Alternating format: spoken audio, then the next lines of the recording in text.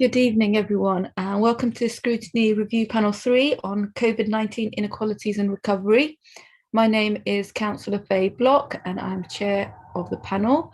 We're joined by the rest of the panel this evening, including Councillor Seema Kumar, who's Vice Chair. We're also joined by Officers Angela McKeever, Carol Sam, Benita Nichols, and Christy Gonzalez, and our expert witnesses, Mr. David Pack from West London Alliance and John Martin from the Chair of the High Streets Task Force and also Chair of Pitsango Village Trades Association. Welcome, everyone. And just to explain the housekeeping, I think we all know how to do Zoom meetings now, but if you could use the raise hand function if you'd like to ask a question. I'm going to invite speakers to speak, and then we'll stop for some Q&As and then move on. So if I go to item 1 of our agenda, we've got apologies for absence. I've had 3 apologies from Mr. Jampal Basran, Councillor Gurmit Mann and Councillor Byrne. Are there any other apologies? No, Chair. No, thank you. Any urgent matters? There are no urgent matters. No urgent matters, and there are no matters to be considered in private either. Any declaration of interest from panel members? Great, I'll take that as a no. And then if we move on to item 5, which is minutes from the last meeting. Hopefully everyone's had a chance to go through that. Can we approve those minutes?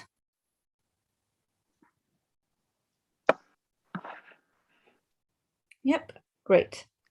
So if we now go on to our substantive item 6. Minutes agreed. Item 6, which is looking at the economic impact and recovery from COVID. We'll be looking at Ealing's plan for good jobs. I'm going to welcome David Pack to present to us first. David. Thank you, Chair. Was I right in thinking, Christy, you were sharing slides, or shall I share any slides from my screen? No, I see. Thank you, Christy. If we could just move to the first slide in my section, which I think is 2 slides in.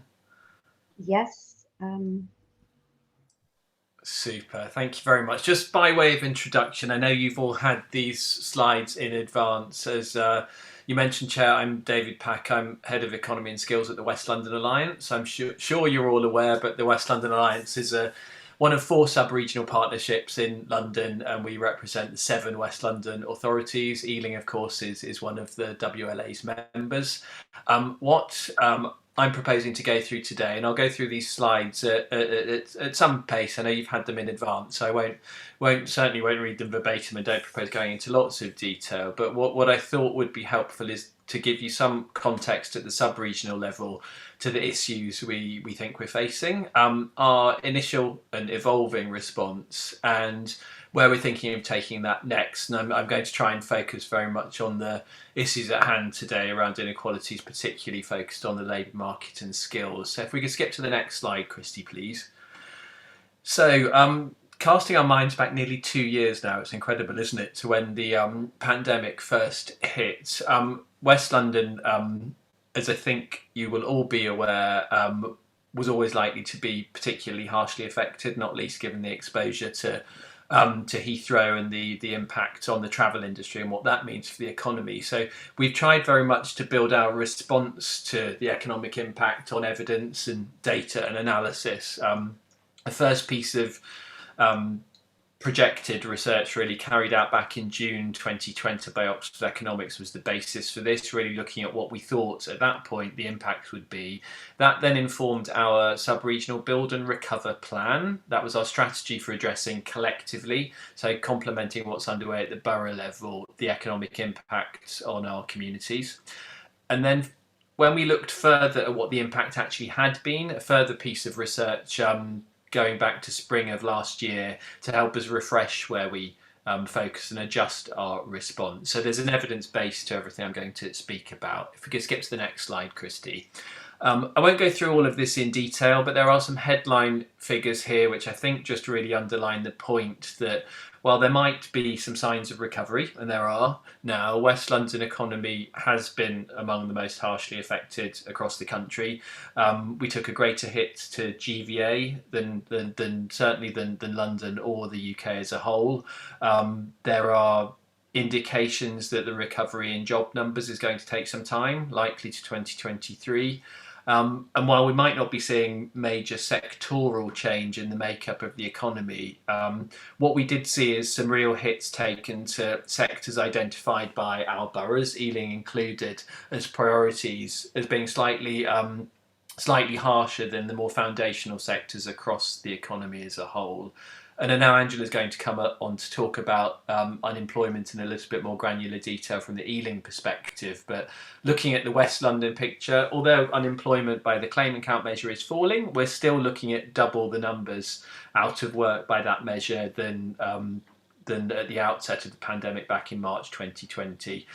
Still higher than the London rate and considerably higher than the England rate. And of course, our communities were supported on the one hand by furlough, but also found themselves out of work and supported by the furlough scheme at much greater rates than anywhere else in the country.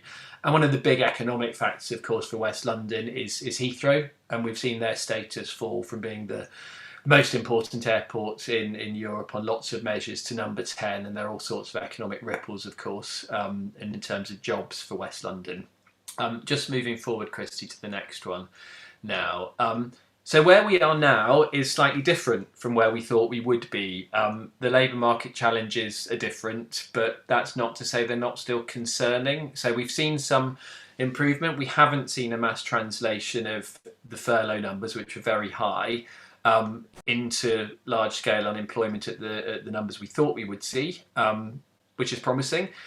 That said, even though we are seeing the numbers of people claiming universal credit falling, there's still a really big issue around the numbers of people in low-paid work, and actually some suggestion that those not expected to work is increasing.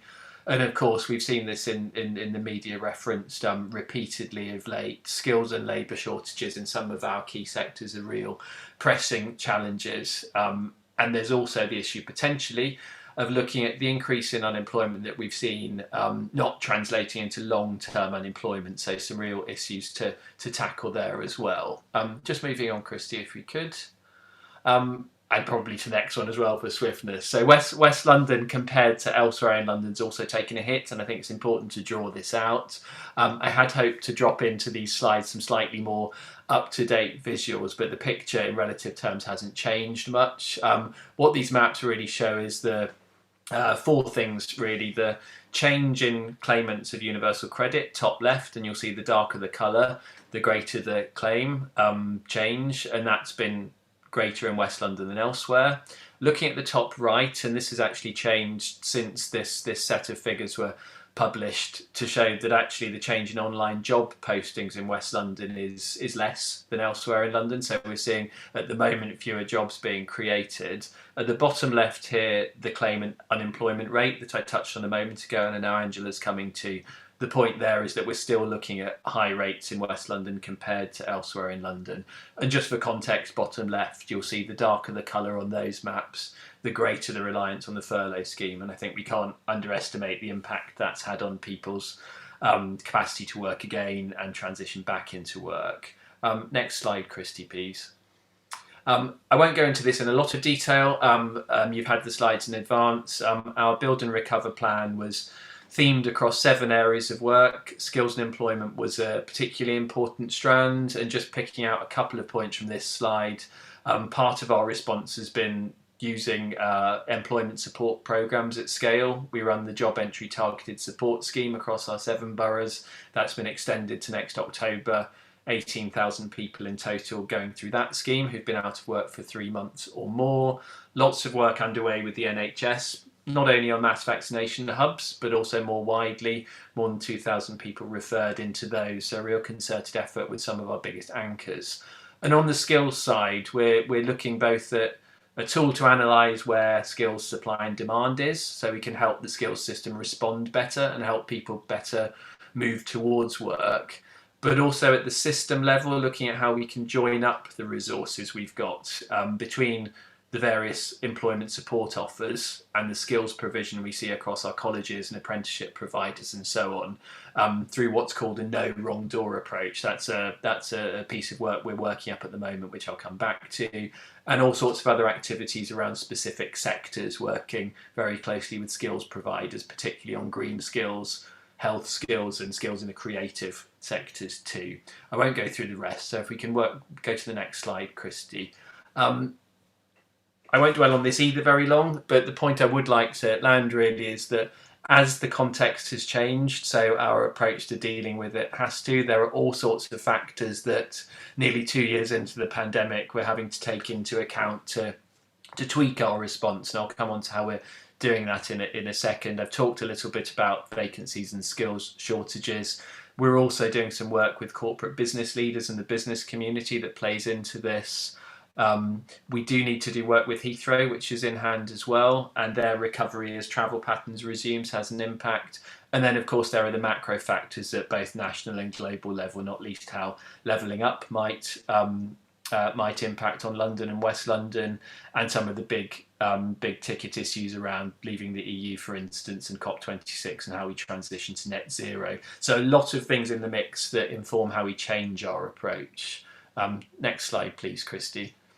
I should also flag that we're not just looking at this at the West London level. Of course, what we're trying to do sub-regionally is complement what the boroughs can do at the individual borough level, but there's also a growing alignment with London government as a whole, so working collaboratively with other boroughs and sub-regions across London, but also crucially with the GLA group, to look at a framework for economic recovery. And as we move forward, we're going to be very closely aligning what we do so it fits part of a London picture, not least to be showing that as London, in the context of levelling up, among other things, we do have a coordinated and structured approach that applies across the capital. So there's some contextual policy behind that.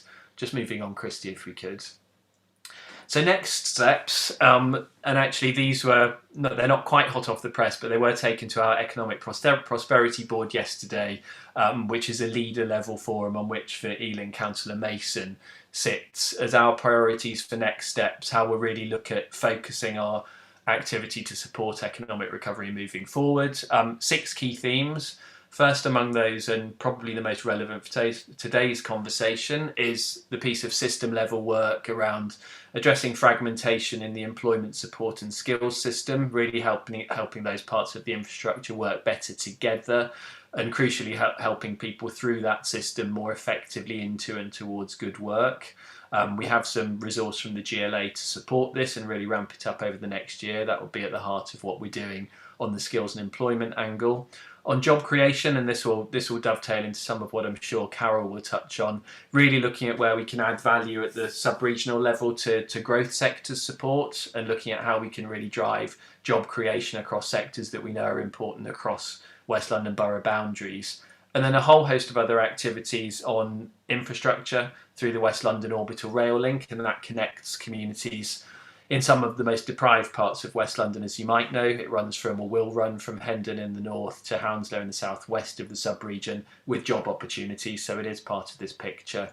Work with anchor institutions, not least the NHS, but others across the piece. A whole suite of activity on how we can best collaboratively move to net zero, and there'll be impacts there as we look at helping neighbourhoods transition on jobs and skills in the green space.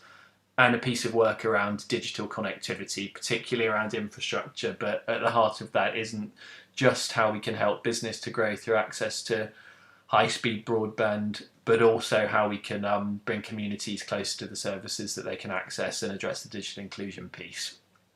Just to wrap up on the skills and employment side, because that is quite central to what we're looking at on recovery, there are some other pillars to it, as agreed by our sub-regional skills and employment board.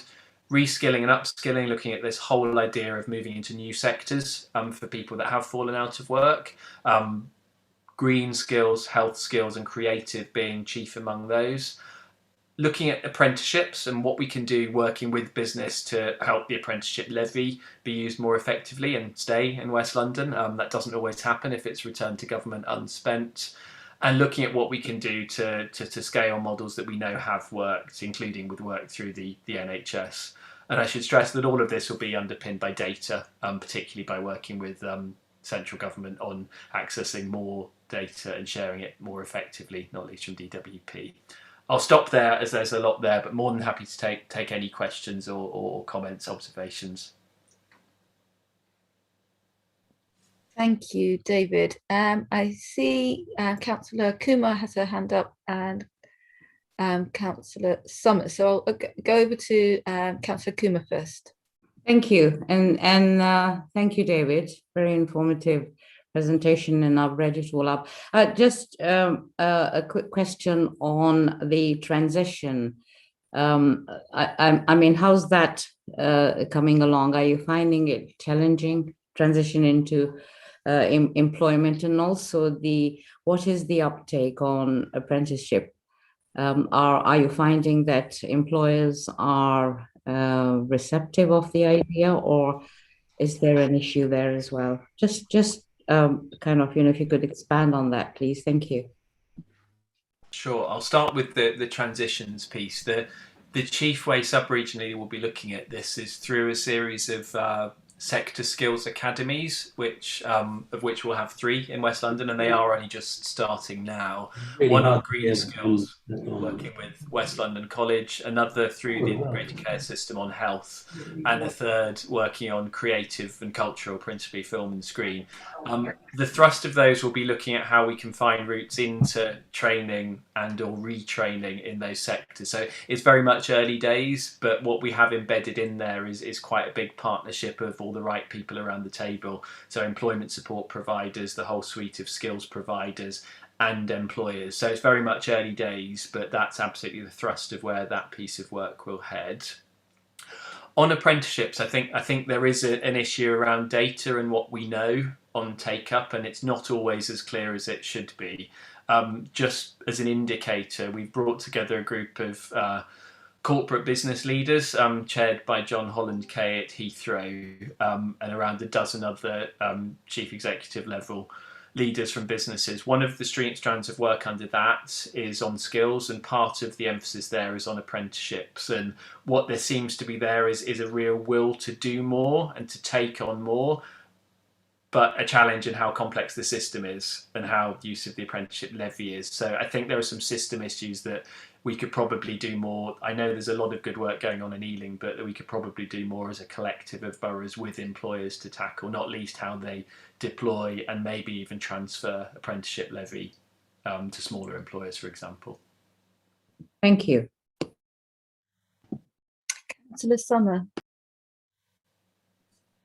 Yes, thanks. It was just a question about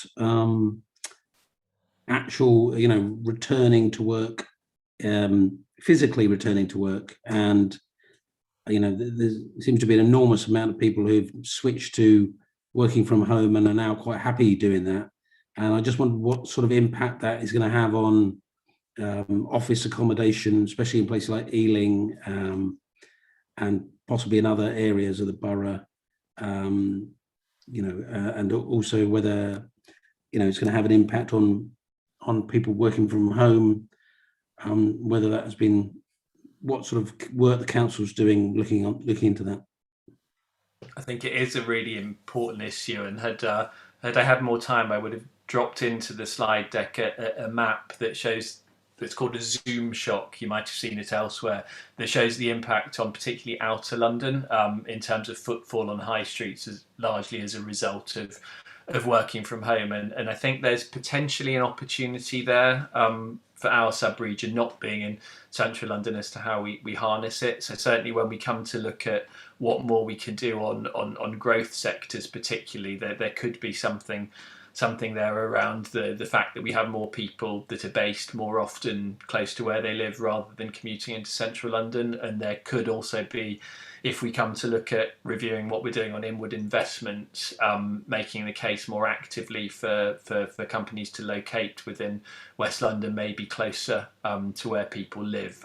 That's a live piece of work and something we need to come back to, but it's certainly something we'll take up with London and Partners as the inward investment and promotional agency as to whether there's a greater case to be made for areas outside of central London for location decisions, certainly.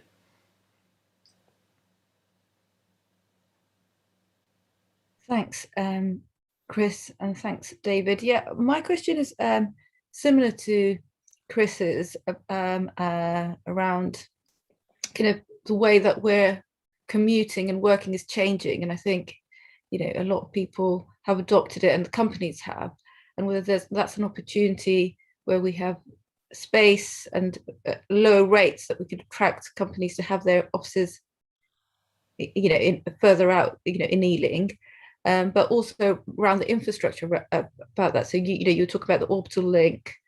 How is that really progressing? Because actually, that's one of the things with traveling in. If I want to go to Wembley, it's almost makes sense for me to go into centre of town then back out again.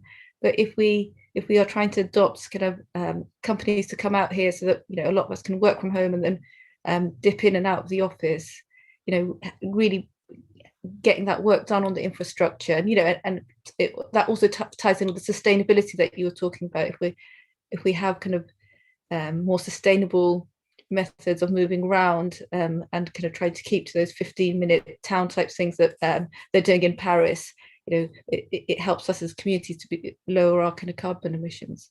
Yeah, I think that's absolutely the case, and there's a lot of work going on in demonstrating the value of orbital connectivity, so the West London Orbital being chief among that for us in West London. And there are interesting stats. I don't have the figures to hand, but they really illustrate how orbital travel has held up very, very well, particularly during the later stages of the pandemic, that there's actually been much more demand for that than there has been on radial routes going into and out of central London. So in a way that bolsters, notwithstanding TfL's financial position at the moment, it does bolster the case for routes like the West London Orbital, and just underlines the viability and the importance of it when people's travel patterns have changed. So that's absolutely part of the case building that we're looking at, working with TfL on the West London Orbital. And as you say, transport's part of the net zero picture as well, and working with our group of environment directors, looking at investable models for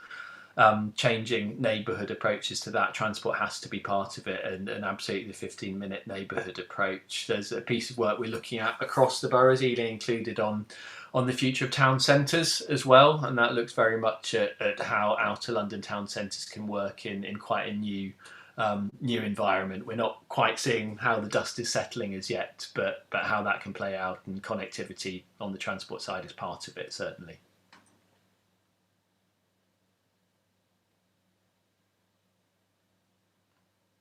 Sorry about that. Any more questions from the panel? Oh yes, Councillor Malcolm. Yes, thank you. I hope I'm asking this question at the right point, but a couple of days ago, or rather 2 weeks ago, the Ealing's Race Equality Commission released its report, which goes through a whole load of recommendations which the council accepts. Some of them internally affect itself, as well as the Met and other sort of bodies as well.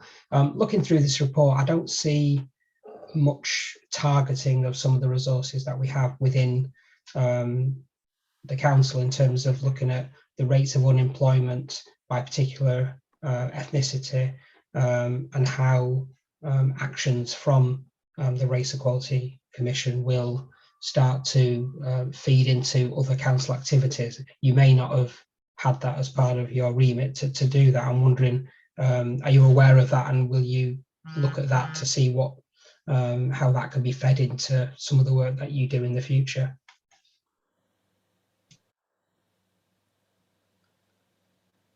Certainly, I imagine some of the detail on this could be picked up by Angela's presentation later, but certainly at the sub-regional level, we'd see the whole equalities picture being a cross-cutting theme across all that we're doing, and race equality being a really central part of that.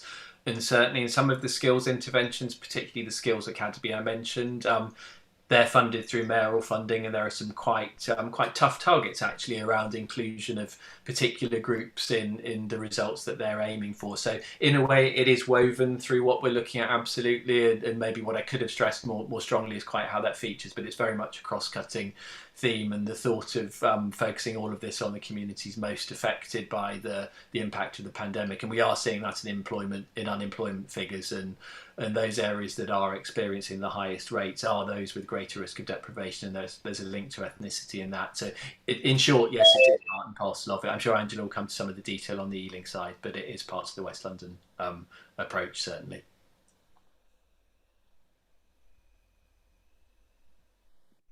Any more questions from the panel? I don't see any other hands up. I had one last quick question, which was about levelling up, because it's been in the news a lot, and it's this idea that there's kind of northern towns that are left behind. But as we've just seen from your presentation, West London and Ealing in particular have been hit hard, and we've got high levels of unemployment, and there's a lot of inequality. So even though London is seen as this kind of rich metropolitan area, there's lots of pockets of deprivation. So how do you think that we could tap into that, and do you think there is a chance that we can benefit for some of our parts of our borough that need that help and need that levelling up themselves? I think at first glance, and I haven't scrutinised the white paper in great detail, but at first glance, looking at some of the work that London Council has done on it, there does appear to be some recognition of the need to level up within places, which I think is reassuring, particularly for London, where we know there's inequality across London, and the story's much more complicated than London being a success in general terms.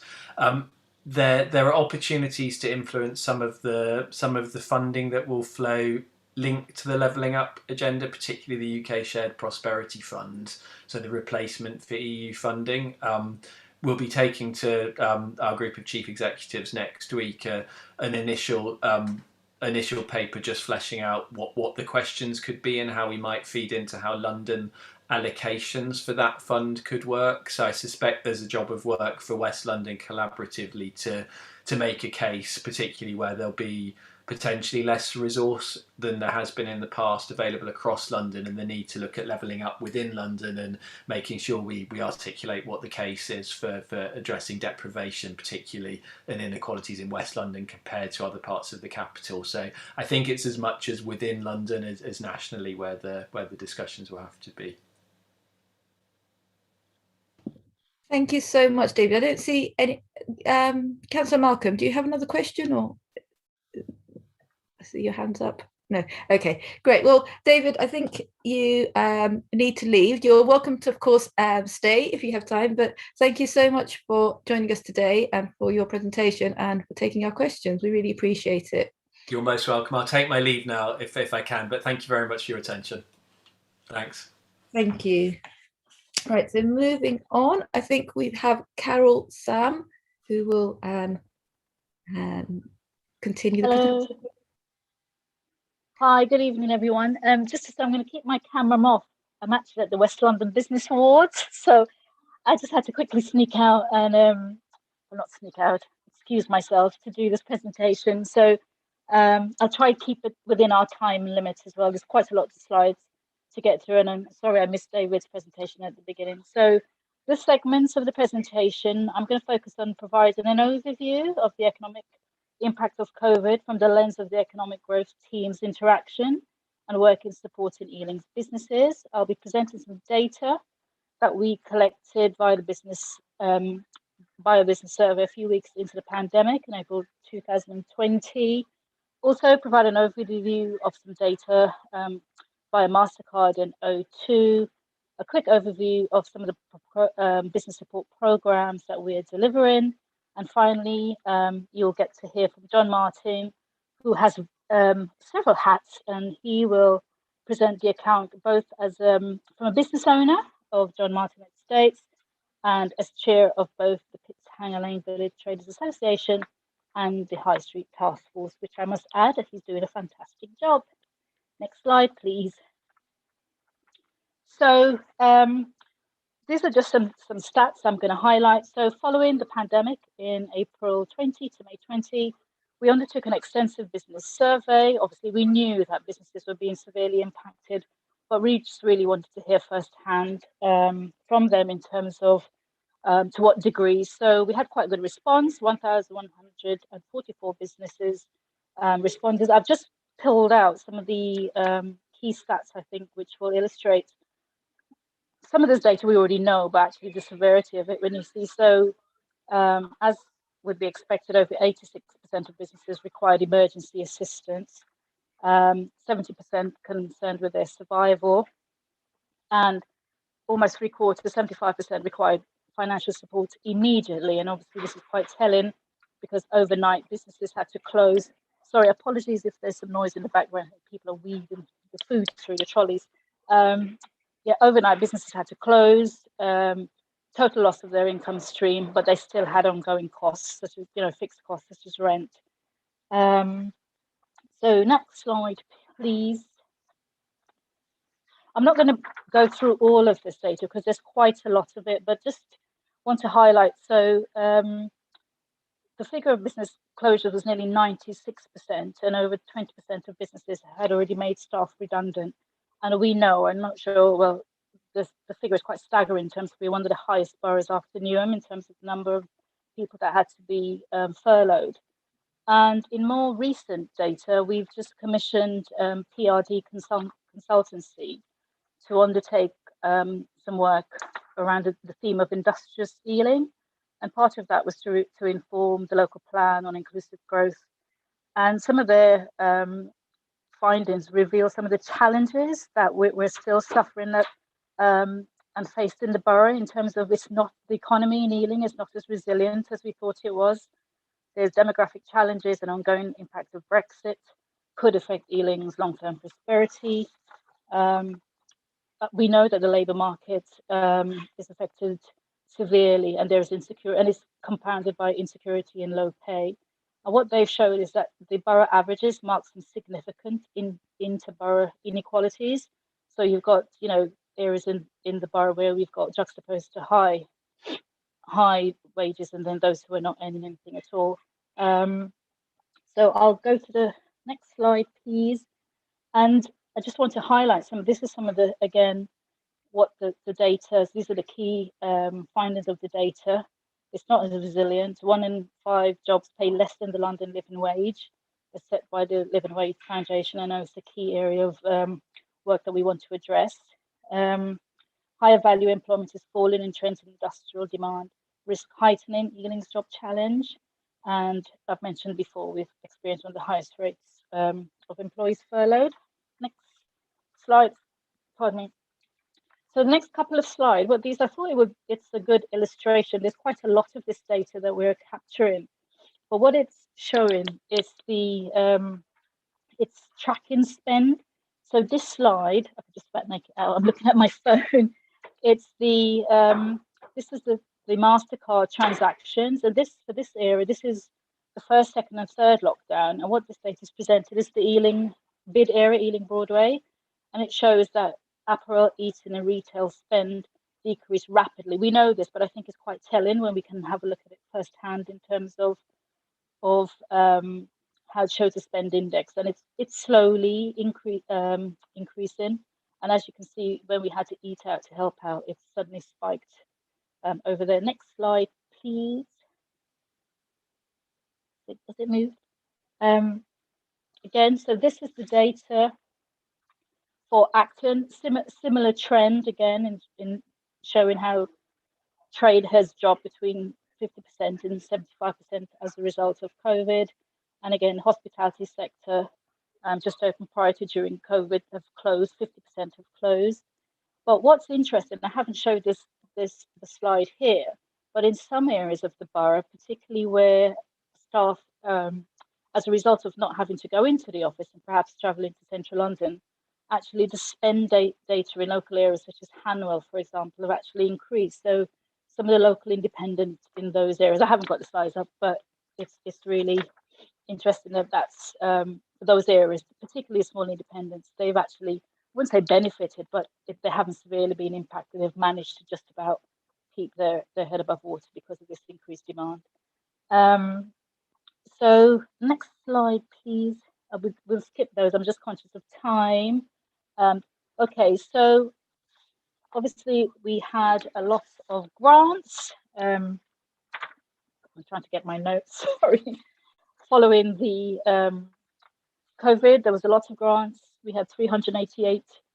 Oh God, sorry, I'm totally lost my notes because I'm surrounded by papers and people coming in and out of the room. Bear with me.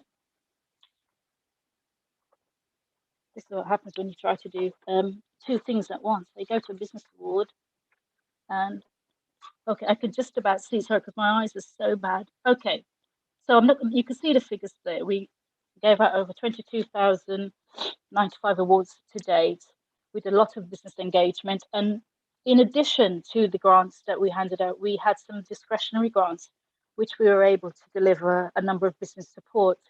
And the loss of the business support we did was a direct result of some of the feedback that came from the survey. So we know that a lot of the businesses who were able to actually do well and perform post-COVID were the ones that were able to actually pivot their businesses online. So we delivered a online program, we did a winning contracts program, and then most recently the Business Accelerator program. And we're also doing some business guides, and we're finding that actually the take-up of that has been quite successful. So yeah, so that's a result of an illustration of some of the grants that we have delivered. Again, this is just again some images of some of the social media examples of the businesses that the support that we have delivered. Next, oh, these were the numbers. There we go. Some numbers. There you go. For those. Next slide, please. Again, I'm not going to read. This is just an illustration of some, the feedback. So this, sorry, just go back one more. So I thought this would be two good examples to illustrate. And so whilst many people, obviously, it was severely impacted as a result of COVID, what it also saw was some real creativity and innovation coming through. And I've chosen these two as an illustration of an example of businesses that were able to pivot. So there you have an example of Pi, who are based in Acton, and they were able to, I think many people have heard stories, and it's such a successful story that they started making hand sanitizers, which they were able to then give to the NHS for free. And they've started using new robotic technology. So that's a real good example of businesses in our borough that's doing well. And the other image on my right is of the Dodo, who many of you may know, based in Hanwell. So following lockdown, obviously, Lisa, she really benefited. One of the things she said that the grants were a lifesaver to her. Otherwise, her business would have gone under. But what was also quite innovative, she started doing pairing, beer and cheese pairing online. And so again, she was able, her business was able to survive, not just with the grants, but her creativity and innovation in terms of using an online platform to maintain the success of her business. And I think that's it for me.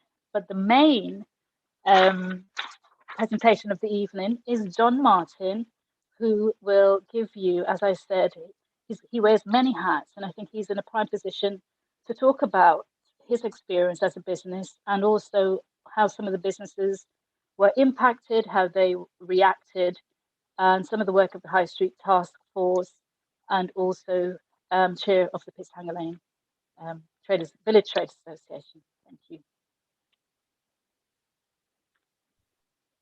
John? Thanks, Carol. I hope I'm not going to disappoint you. I sort of got a big build up there now. Right, okay. Look, the establishment of the task force by the London Borough of Ealing was, in my view, essential to have a cohesive borough-wide approach to help high streets and our 7 town centres emerge from the impact of the pandemic, and for different stakeholders across the borough to inform officers of the issues of the high street businesses, what they had and what they continue to experience.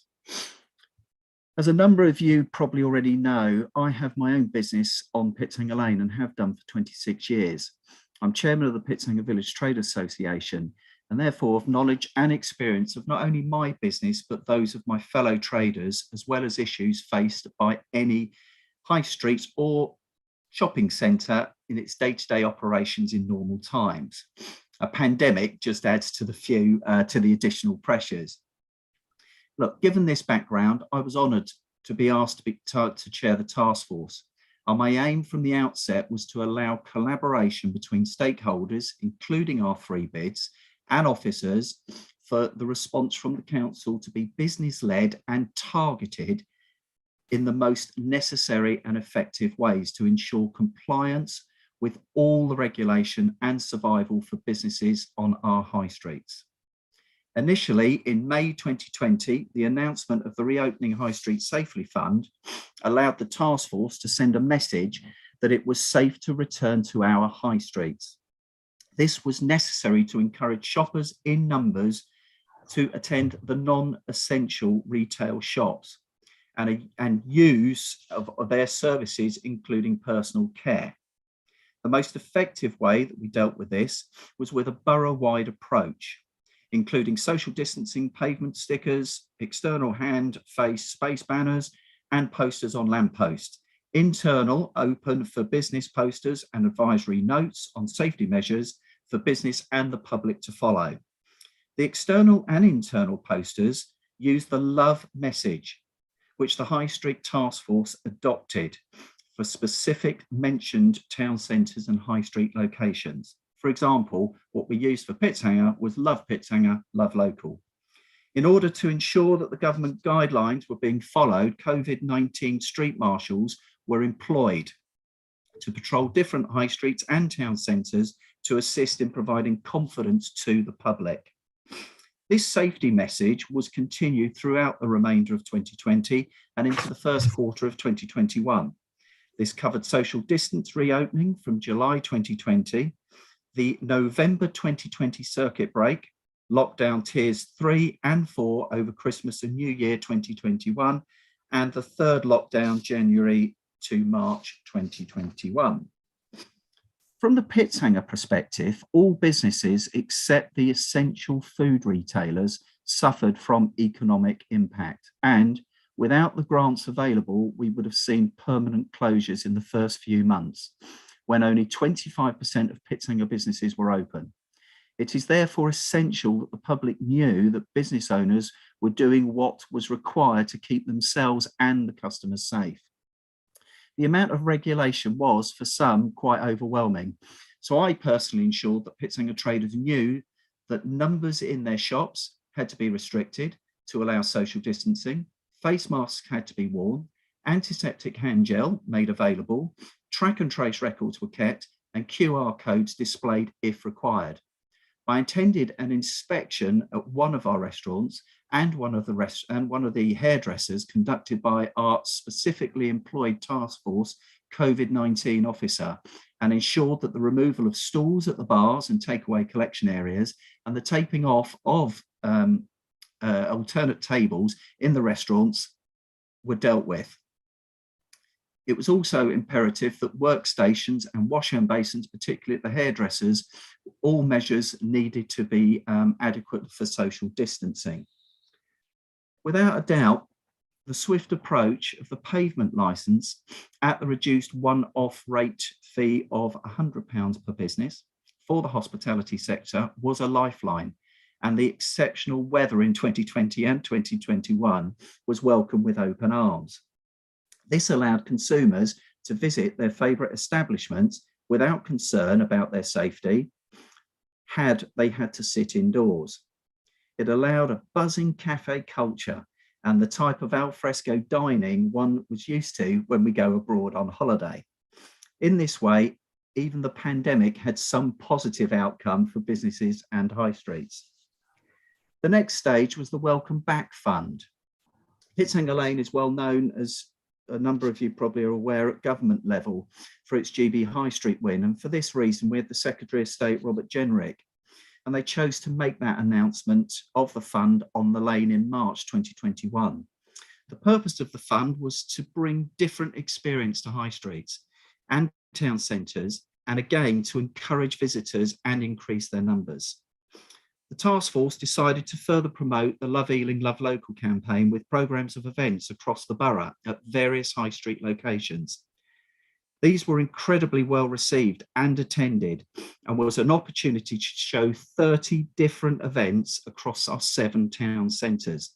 These included walking tours, Hanwell Hootie visited Acton, the comedy at the Hanwell Clock Tower, interactive Bollywood dancing, mobile workshops, performance and play, cinema screenings, and a community art project. The centrepiece was the Love Ealing, Love Local map. To give you sort of some ideas on stats and figures, the 29 events were visited by just a few short of 2,000 attendees. The Eventbrite page, which we advertised the events on, had basically just under 10,000 views. So I think you can probably see from that we sort of enlightened and probably proved to local people that they do still care about their high streets and their town centres. So we were really pleased with that outcome. Personally, from my own point of view, the Community Canvas Art Project was my favourite, allowing children of all ages to participate and produce the canvases for permanently displayed in both Pitshanger, Acton, West Ealing and Southall. The open air cinema on Ealing Green over the August Bank Holiday Weekend 2021 was also a resounding success and assisted hospitality businesses in the area. This is something we would like to continue at venues across the borough in the near future. The task force also chose to spend part of the budget on the high street footfall and spend power data. This has proved to be an invaluable resource in identifying the performance of key shopping areas across the 7 town centres, and a measure of the shift to the higher usage of local shops, restaurants and services over the course of the pandemic. Going forward, this will be a useful tool to see how, if at all, this may change as we emerge from the pandemic.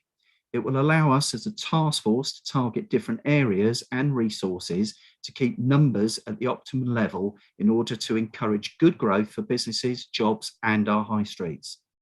I see the task force itself as an essential tool in the future for the London Borough of Ealing.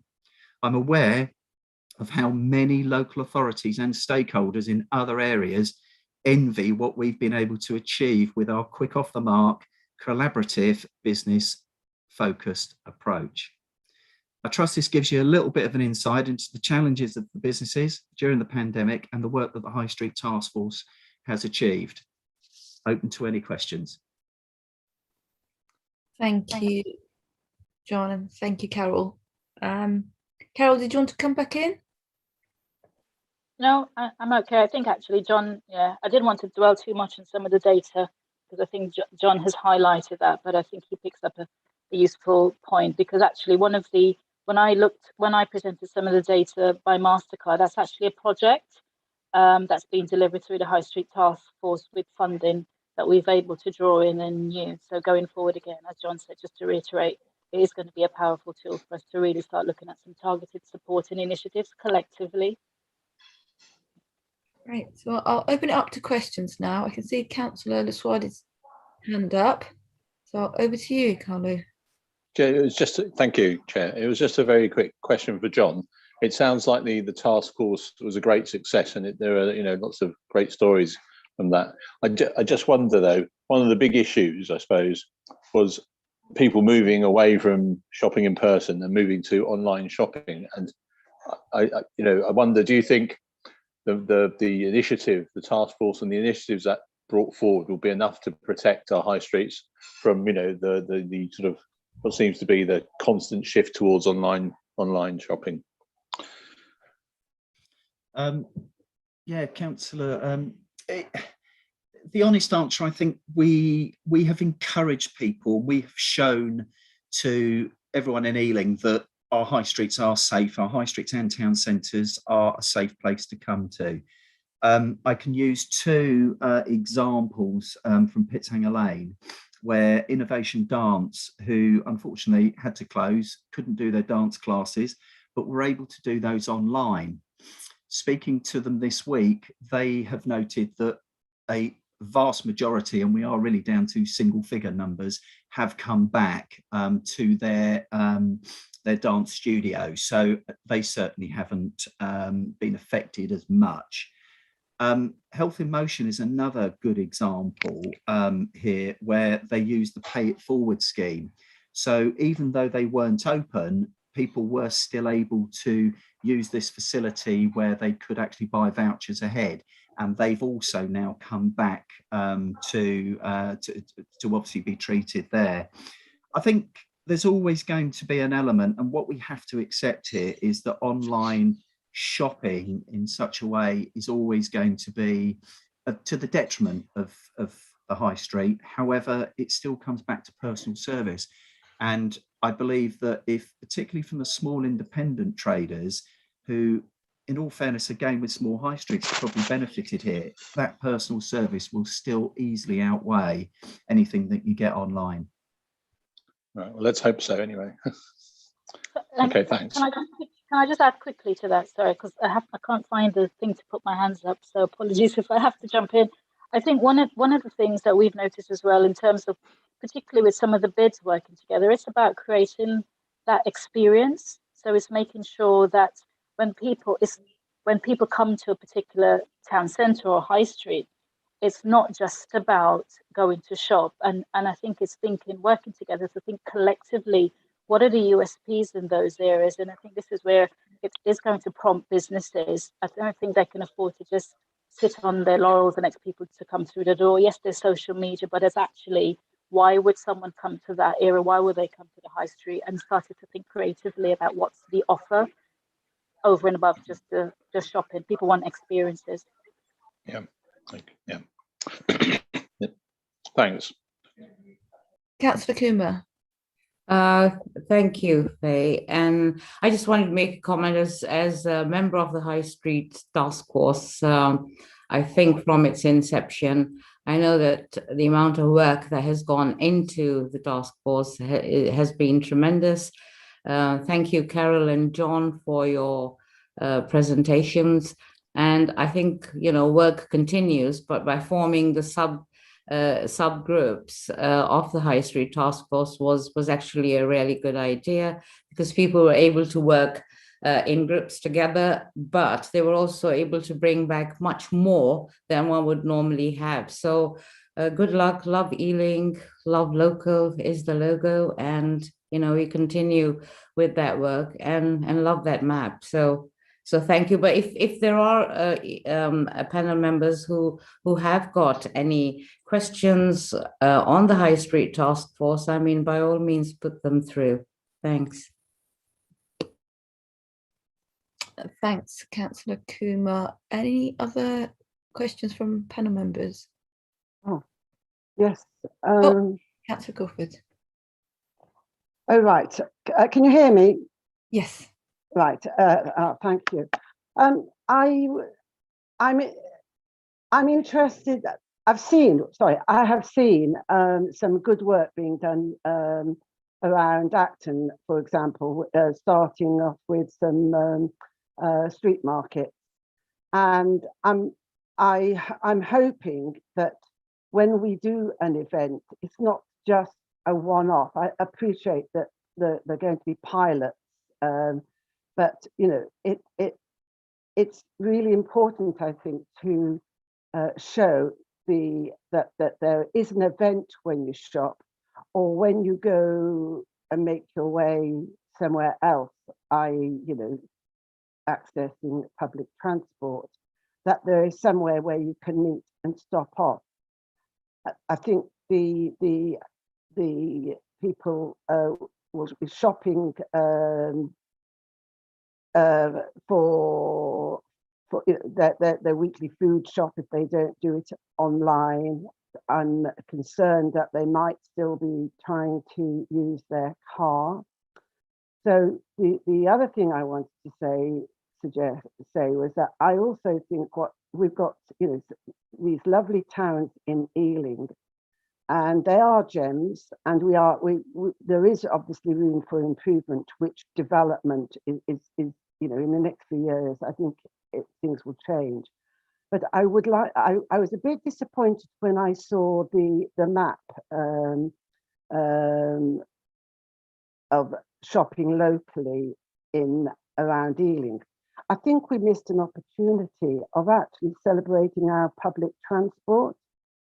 I tried to had to go to Hanwell from a bizarre part of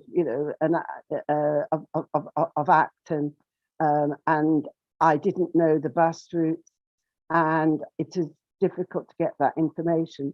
And I think in that map on the bottom left-hand side, I think we could do more, because it's getting that connectivity between one high street and another, and celebrating things, like within our diverse community, really celebrating the different foods and whatever.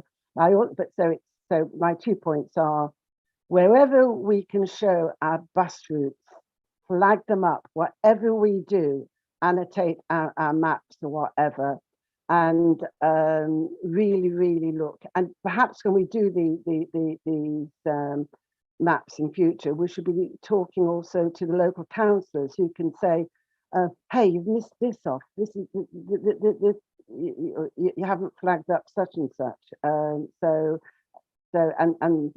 So it's that connectivity, because you want people, when they have a Saturday or a Sunday to go shopping, we want them not only to go and do the shopping, but to enjoy and make it an event, which a previous speaker talked about it being an experience. Sorry to go on. Thank you. Thanks, Councillor Crawford. Did you want to come back on that, John? Yeah, can do. To be fair, Councillor, the map was very hastily put together, ready for the open air cinema, and I take on point the transport. We do have very strict guidelines, though, with spending this money on what we can actually put on there. It's possible that, yes, if we look at doing a map, then we will include sort of public transport moving forward. Great. Any other questions? I had one quick question about, we touched on it earlier, about working from home and that change in the way that a lot of people are working. So, as the task force looked into, tapping into the fact that actually a lot of people who live in Ealing but used to go to town, more likely to be staying in Ealing, and opportunities to tap in that lunch market, or things like that, to try to keep our economy going. Yes, we have, Councillor. We've I suppose I can see it with a bit of a smile on my face. We've looked at Pithanger Lane's footfall and compared to pre-pandemic, and it has gone through the roof, because we have a lot of local people working from home now. It's quite clear that the more local sort of high streets have benefited tremendously from the pandemic when it comes to footfall. Yes, it's quite clear that each of our high streets needs to have, as Carol's already said, the experience, whether it's buying a cup of coffee or visiting a particular shop. So yeah, it is, and it's something that we're sort of looking at across the board, where we're sort of conducting an empty shop setup, and we're going to sort of target with those empty shops what that particular high street may well need, so that it brings more of an experience. One of the things that, again, we've benefited from Pithanger Lane, and it's something that I've spoken to the government's High Street Task Force team about, is that they looked strongly during the pandemic about putting a gym. They saw it sort of extending the hours from not a general 8 till 5, that they wanted the high streets to be sort of running for about 18 to 20 hours a day. We were lucky that we've got a gym now on Pitsanger Lane, and it's now open until 9 o'clock. So we've sort of worked with the government's task force team on looking at what's available. And I think maybe that's something we need to do across the board. And we will look at it over the course of the next sort of 12 to 24 months, what each high street and town centre needs in order to assist with that experience and benefit. Thank you, John. I don't see any more hands up.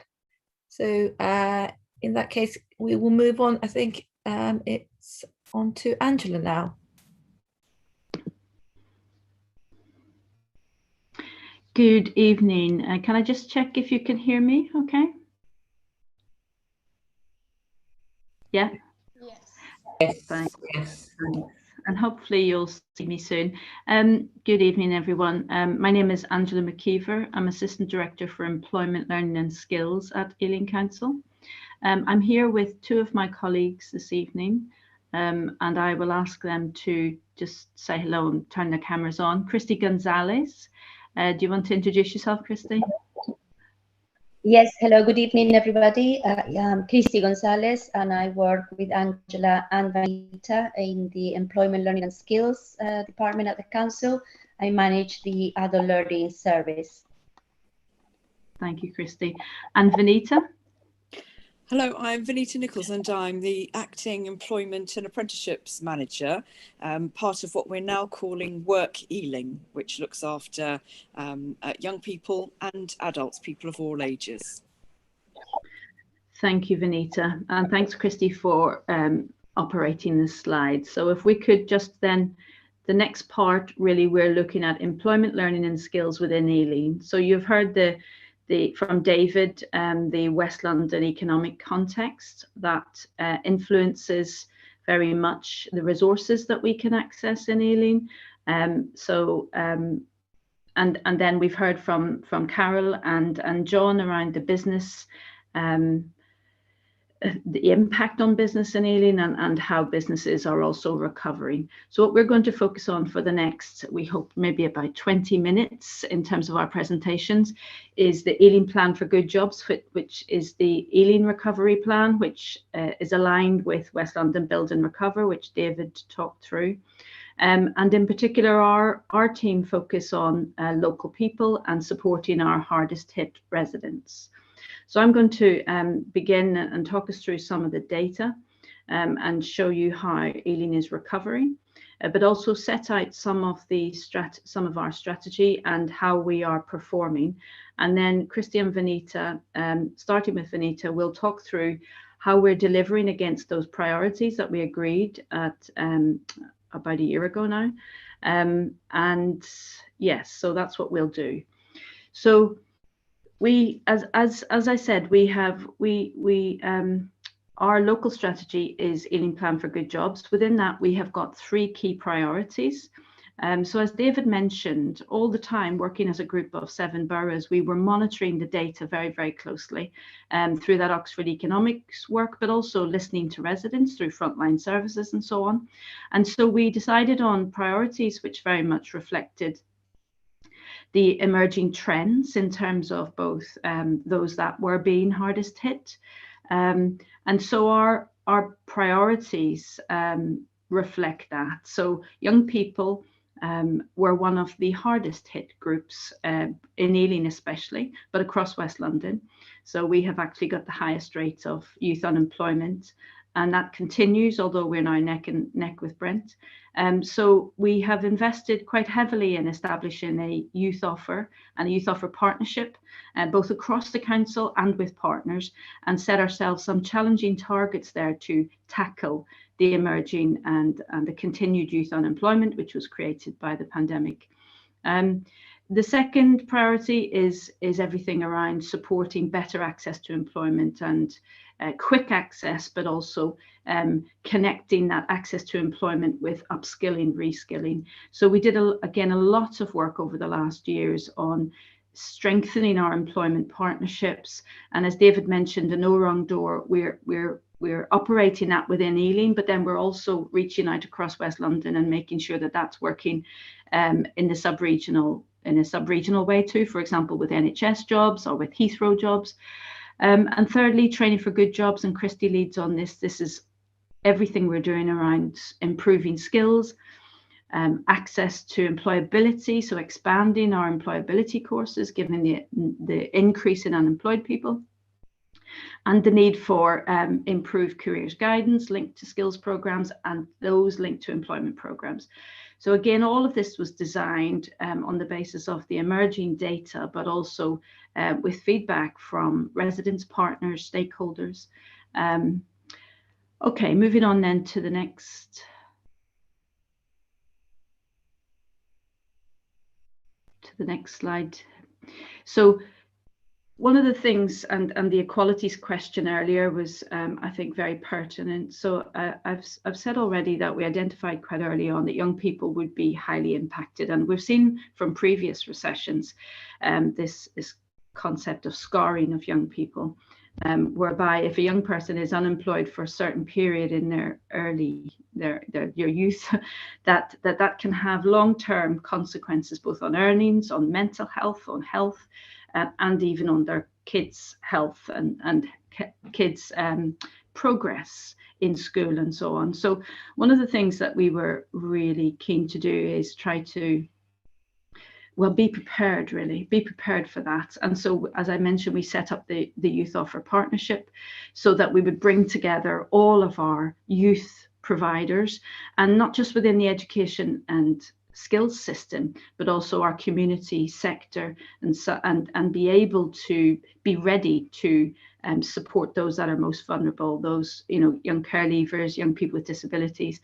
And so this partnership is really doing very well. It's led by the Young Ealing Foundation, but it brings in Job Centre Plus, and it brings in some of the big providers like Shaw, so that we're starting to really get connections between the community sector and specialist youth organisations, and also the big resourced programmes that government have commissioned, like JETS and so on. Southwell Jobs Partnership, we also looked at inequalities from an area-based perspective.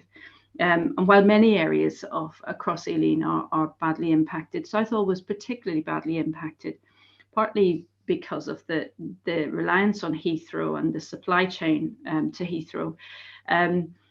And so what we did early on, again, was set up the Southwell Jobs Partnership. Same concept, bringing together the mainstream employment and skills providers with local community organisations like GOSAD, with faith forums and so on. We've done things like run localised job fairs and improve the visibility and accessibility through developing a community learning model, and so on. And the next slide, please. This is just some of our performance at Q2. So we set ourselves quite ambitious targets, and you can see there just on some of the key ones we've delivered well. I think, in fact, that Employment Hub figure has improved. We've delivered 1,570 jobs now, but that's at the end of Q3. So bringing the partnerships together has really helped us, because I think it's so needed. The demand, there was a huge increase in demand, but also there was a huge increase in complexity of the needs, and I hadn't ever seen anything like this before, in terms of the complexity of it as a labour market challenge, really, because you've got that health issue kind of overlaid with typical recession characteristics, I guess. And now, as we hopefully emerge out of this, we're seeing different dynamics in the labour market. We're seeing a very tight labour market with huge competition, but you've also got a mismatch between the skills available and the requirements of those new jobs. So principally, the new jobs being created tend to be at a higher level, so it's being driven by a higher level skills market, and the loss of jobs tends to be in the lower level. And next slide, please. So there's that mismatch, which, you know, really tells us what we need to focus on is engagement, participation, and sort of skills pathways, which Christy will come on to talk about. So just to say a few things, I'm conscious of time, so I will speed up. Out of work benefit claimant count by borough. So across the bottom, you've got all the boroughs, and you see Ealing there is usually sitting in second position. But this is volume, so it says a lot really about the size of the boroughs more than anything else. But you'll see we're recovering. You'll see we started way back at the beginning of the pandemic in March 2020. This is out of work benefit claimants, 8,000 in Ealing. And the peak hits in about a year later, in March 2021, 23,000. And you'll see that we're coming down. And you'll just about notice that we're not recovering as quickly as, say, I think that's Hounslow is recovering very quickly. And so I'm making partners aware of that. I'm pushing for Job Centre Plus and all our partners to be aware of that. And, you know, I understand what those factors are that are, if you just look at that very end position there, we should be a little bit further down. And you can see our percentage drop is a little bit less than other boroughs. So we're doing things like that all the time. We're keeping really, really close monitoring on the unemployment position. So we're still double what we were at the beginning of the pandemic, but thankfully a lot of people have got jobs again. And then the next slide. I'll speed up really because I'm just very aware of time. I think I've spoken to that already. That's just pulling Ealing out. And I've mentioned we're not recovering as quickly. And this is the youth. I've also mentioned this one. This is we're the highest.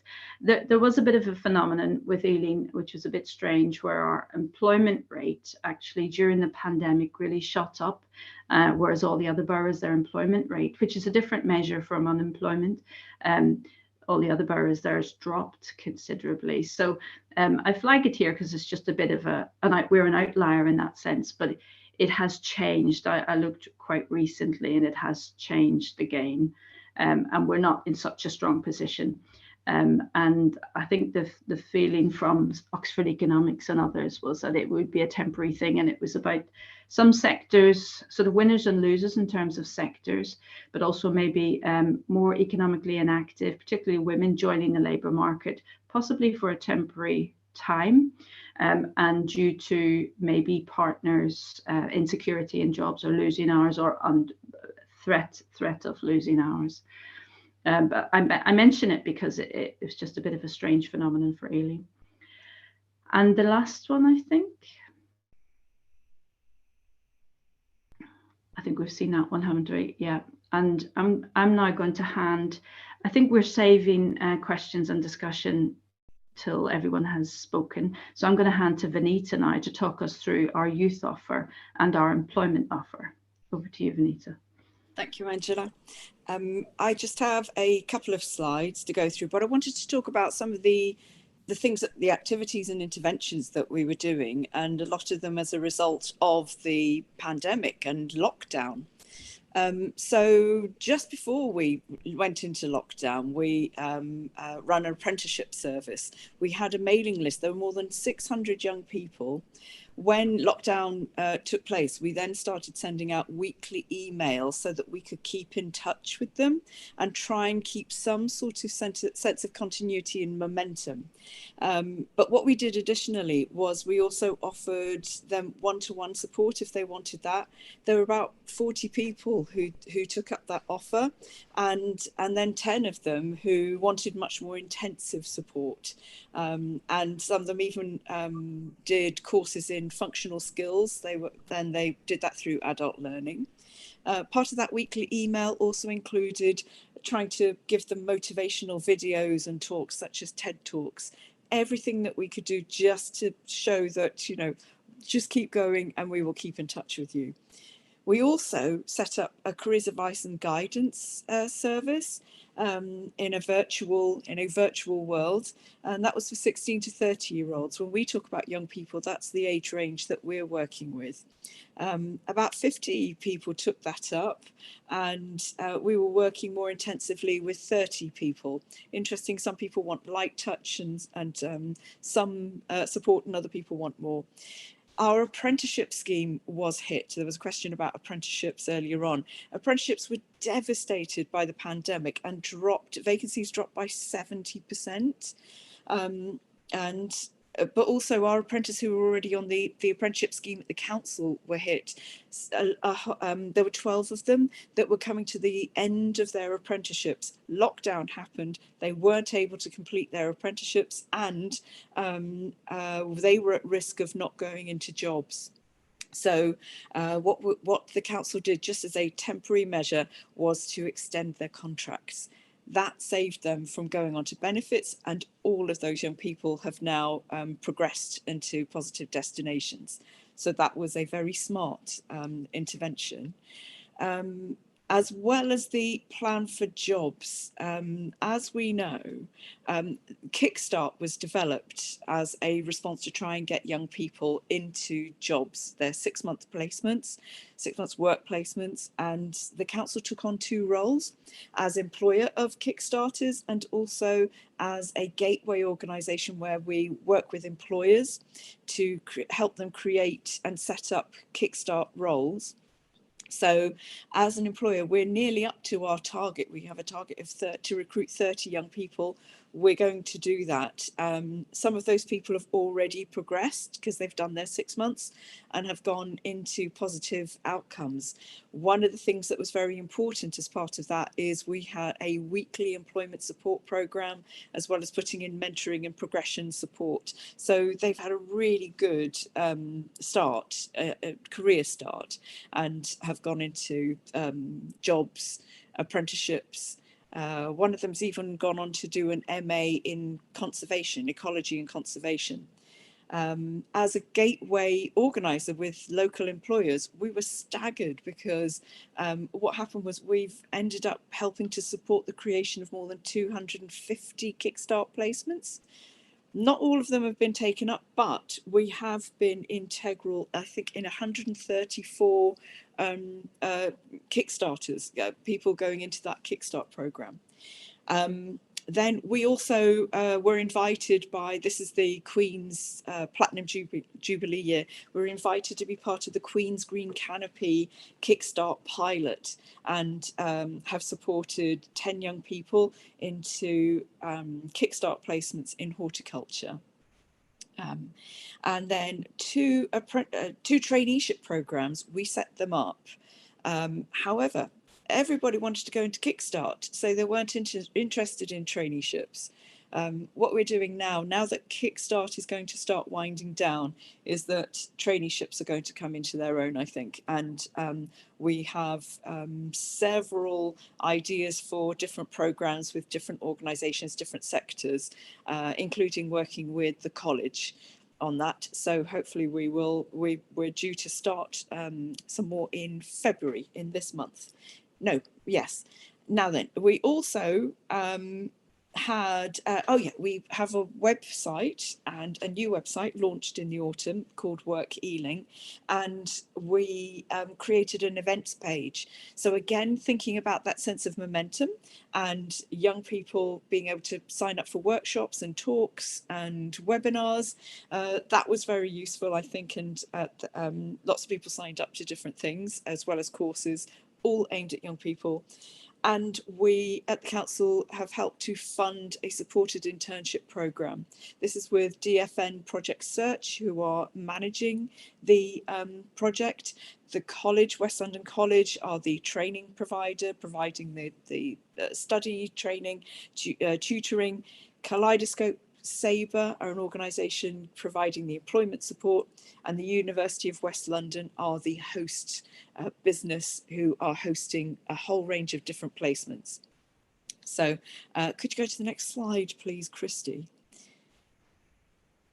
Here we go. Here are the some of the students who are on the programme, part of the supported internship programme at the college. They're holding their computers, and I will be explaining in a moment what that means.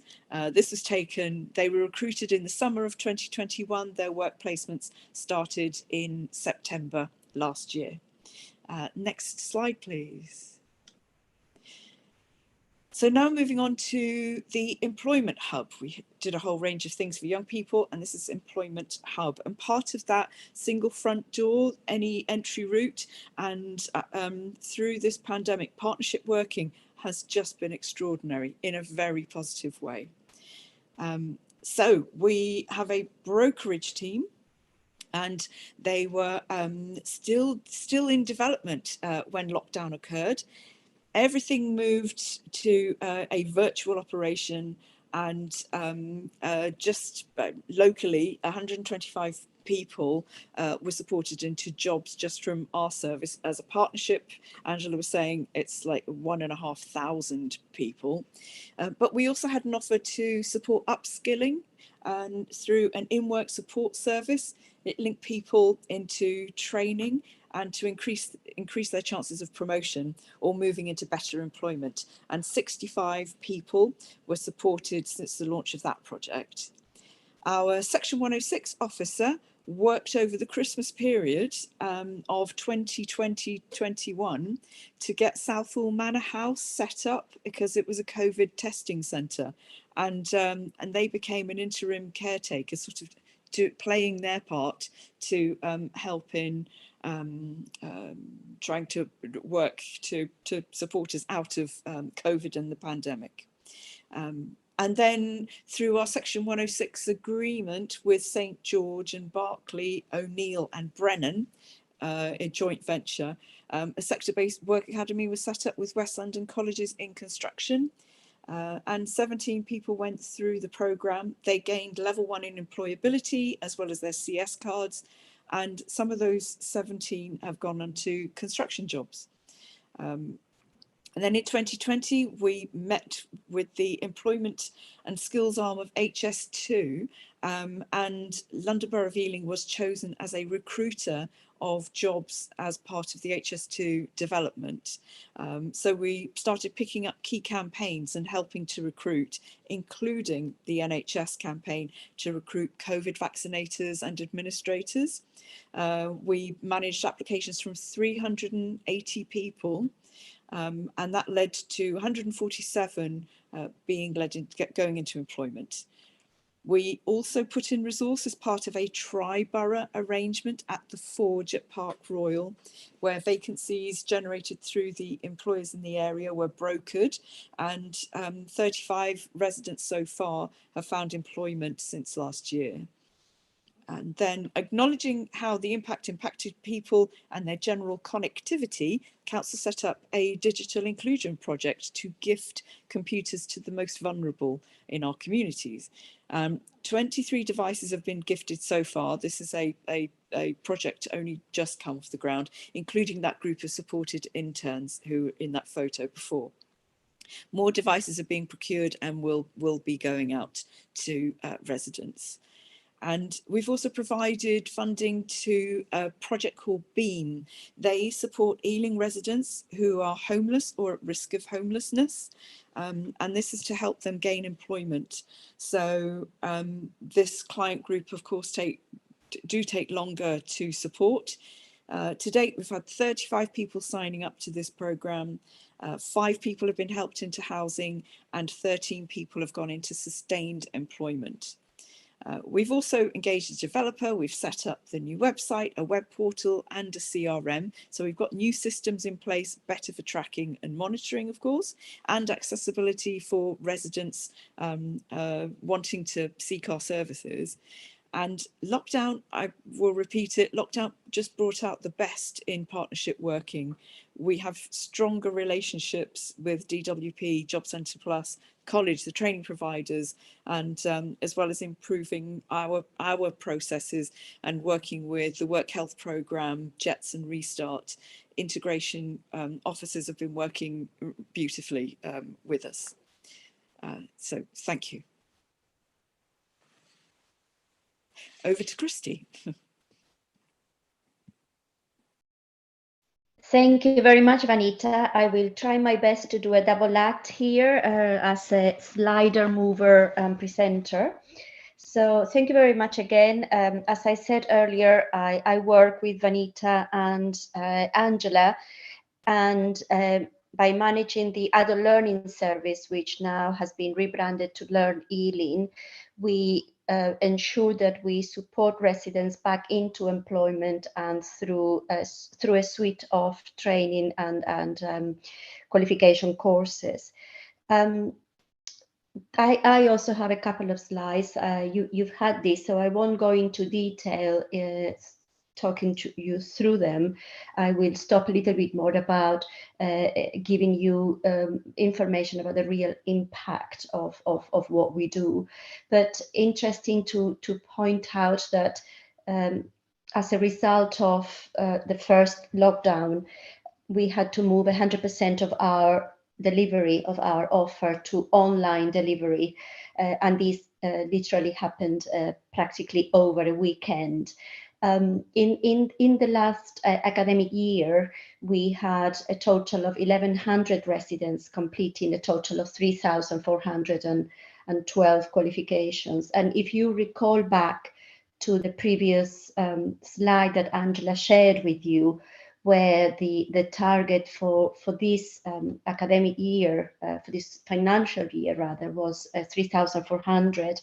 The table that we shared with you at the time showed the data up until Q2, but I can confirm that at the end of Q3, which we reported at the end of December, we had already delivered 3,308 qualifications. So we are very confident that we will meet and exceed the target set. In terms of responding very swiftly to the pandemic and to the need to support Ealing residents with employability and health and well-being, we expanded our vocational offer. We worked with partners. Many of those have been already mentioned by Vanita and Angela. You've seen some of the logos. So because I'm conscious of time, I won't go into sort of mentioning all of those again. But in terms of our outreach work, in terms of engaging those most impacted by COVID, we have seen an increase in the group to 35 to 64 age group. I need to point out that adult learning is externally funded by the Greater London Authority through the Adult Education Budget funding, and as such, the funding requirements allow us to deliver training to people aged 19 and over. So you would have seen in our data that the number of 18-year-olds is very, very small. We do not turn people away. If we can, we offer the training, even if we don't get any funding for it. We try and support as many people as we can. We have been working with the local college and with the North West London NHS Trust to develop pathways into health and social care, training pathways into health and social care. And alongside Vanita's team and other colleagues in the council, we have been delivering specific digital training courses to support with those who are digitally excluded. Similarly, we have been able to support some of our learners by loaning equipment, loaning laptops, and we have been able to put additional support in place for some of our ESOL learners who lacked both the language and digital skills to engage with our online courses. The next couple of slides paint a picture of who our learners are.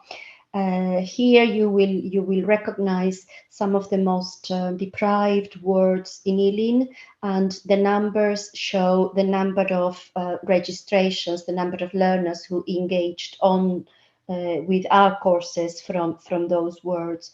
So I am very, very pleased to say that as a result of the strategic and bespoke offer and the targeted engagement, a large number of our learners come from areas of deprivation around Southall, Northolt and Acton. In 2021, as I said, this is the data. I'm not going to go through all of that. You can see examples of the co-designed offer, working with the JCP, working with housing trusts such as A2 Dominion, supporting the councils, Greener Ealing with the recruitment of AGV drivers, etc. This slide gives you, again, a flavor in terms of equalities, the profile of our learners. So the majority are female. A large number of our learners, as said earlier, are within the working age groups. And again, the 64% of our learners are of ethnic backgrounds other than white. And here are some of our success stories. We have Chrysola, who enrolled on an ESOL course and then progressed to functional skills, English and maths, and moved on to working full-time in hospitality. We have Cloris, who participated in some of the employability workshops and in some of the cake decorating workshops, and went on to create her own business. And we have Hamid and Ansan, who are ESOL learners, part of the Syrian refugee project that we support the council with. Here you have some other stories of the impact of the interventions that Angela, Vanita, and myself have been telling you about in terms of supporting with apprenticeships. Also, a fantastic partnership that Learn Ealing started with last year is supporting residents 50 plus who are unemployed and want to become self-employed and start their own business. So we've had some very, very successful stories, and I hope that you have the time to watch these videos, these testimonies in terms of the impact of what we do.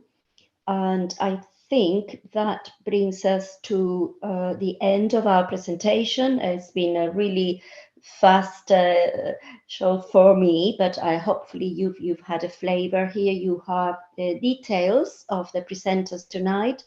And I believe that we can now open it to questions. So I'm going to stop sharing, if that's okay, so that I can have access to the screen. Great, thank you, Christy. Do I have any questions from panel members?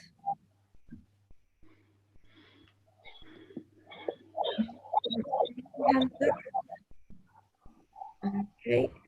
I had a quick question about, it's great to see the partnership working with colleges, etc.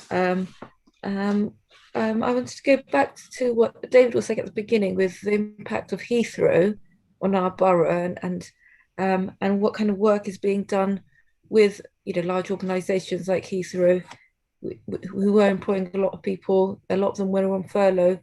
What the recovery there is. Okay, shall I take that? Yeah, we've Heathrow Academy, which is an employment and skills kind of hub based at Heathrow. That's really our main partner and the main partner for the boroughs across West London. During lockdown and during when COVID was at its height, they stopped a lot of their work because aviation stopped and a lot of the recruitment stopped and so on. So they also stopped. And they were handling, at that time, Job Centre Plus was located there, and they were handling redundancies and training. So we had a relationship with them during that time, trying to understand how many Ealing residents were being made redundant. Can we provide them with support, both on site and then making sure that they knew how to access provision more locally. Heathrow now has turned around, I would say, and just recently we had a big meeting with them where they announced, I think, about 1,500 jobs. There was about 800 security jobs, all paying above the London living wage, and I think about 500, a whole range of sectors, so construction, hospitality, retail, aviation, and we are now restarting a coordinated job brokerage across the West London boroughs, but particularly with Ealing, Hounslow and Brent, and trying to make sure that all the local brokerages are actively promoting the vacancies and then preparing residents to access those jobs. So we have just embarked, and we're doing a lot of promotion of those vacancies locally. You may see them coming around, and this is all through West London Alliance, but also it connects all the borough brokerages with West London Alliance and then with Heathrow. I think there's a lot of potential there, and they're also trying to improve their connections to Heathrow. There are things like car parking, making car parking free for certain employees, and I noticed that they have also made a commitment to making all the direct employed jobs and direct subcontracted jobs at London living wage and above. So that just came through today. So I think there's great potential now for us to work with them. It might not be the same residents, who lost jobs, but it will certainly, we're actively working with them on those opportunities. And Heathrow are just one. So NHS jobs, a few people have mentioned already, huge potential there for the NHS to work with. So we've got exclusivity on those vacancies. So WLA work really hard to ring fence vacancies, give those vacancies to the boroughs, and then we do a lot of training and matching and screening and support to support residents into those. So that has great potential, I think, because again, decent jobs with chances for progression into higher level roles. We're doing the same with HS2. We're doing the same with OPDC, the Forge at Park Royal. So I think things are opening up. There remains a huge challenge around reskilling, upskilling, hence the importance of Christie's service to connect both with the community and unemployed people and then into employment support, which has always been the need, but it's always been the challenge.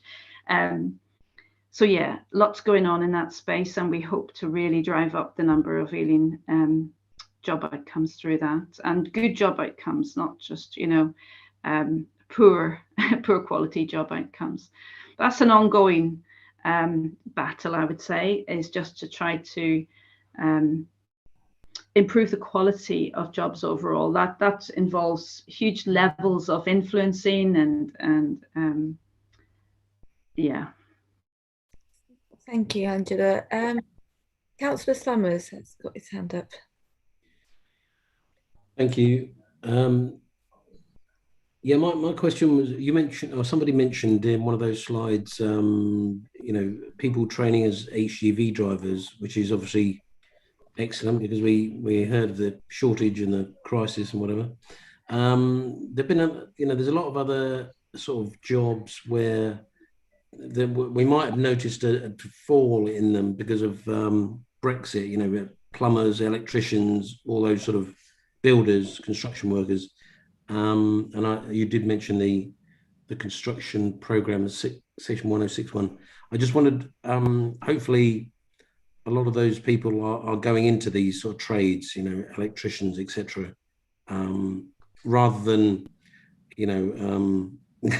media work or whatever, which I work in, but I know there's far too few jobs around to go around, and there's a massive demand for really basic simple jobs like electrician, plumber, builders, etc.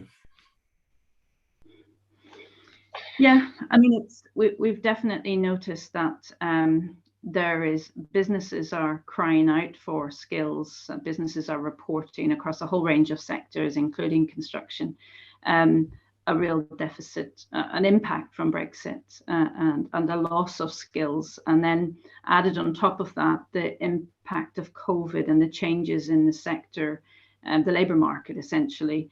As I say, that loss of lower level jobs in some sectors and being driven then the increase and improvement being in higher level jobs.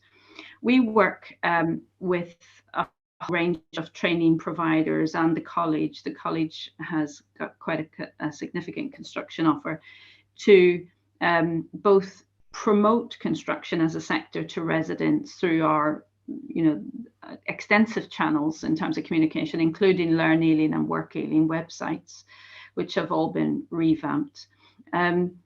So we do a lot of promotion. We do a lot of work with partners.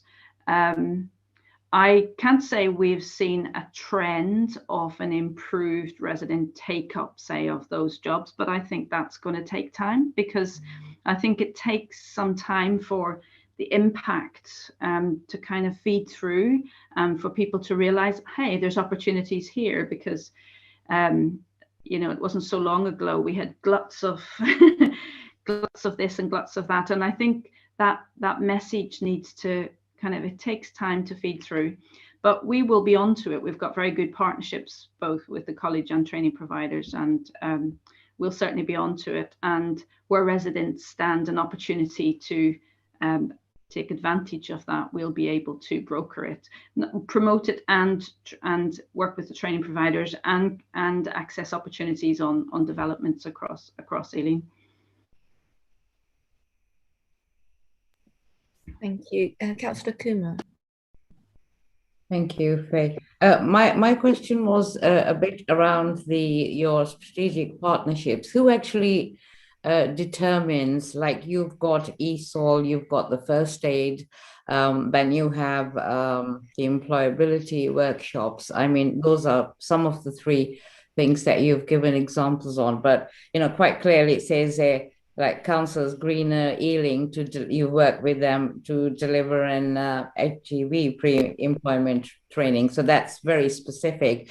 But who actually determines, and how do you, do the people who are looking for certain jobs, do you get feedback from them?